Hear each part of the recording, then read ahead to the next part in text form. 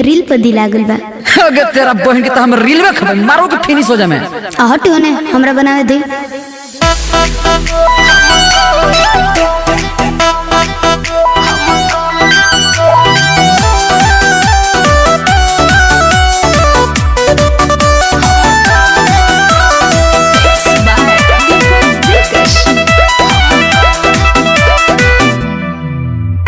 नाचा मतरनिया नचनिया लेखा घरवा में रह अभी कनिया लेखा।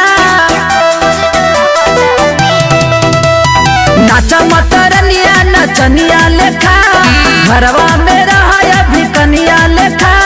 रुक जाके माई से बतावतानी तू तो रोटी बनावे रजऊ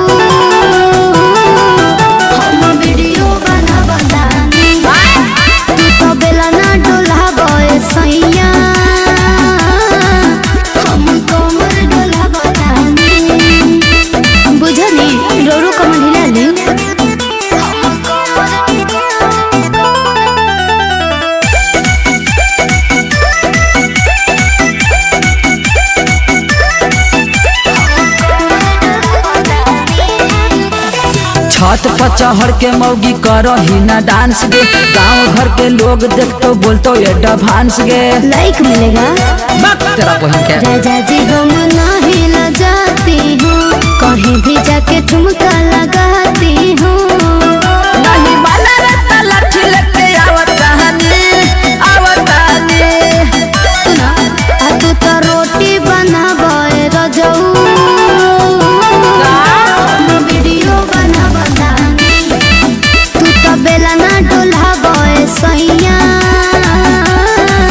हम कमर डोलावतानी। अरे आइए ना कमर हिलाइए।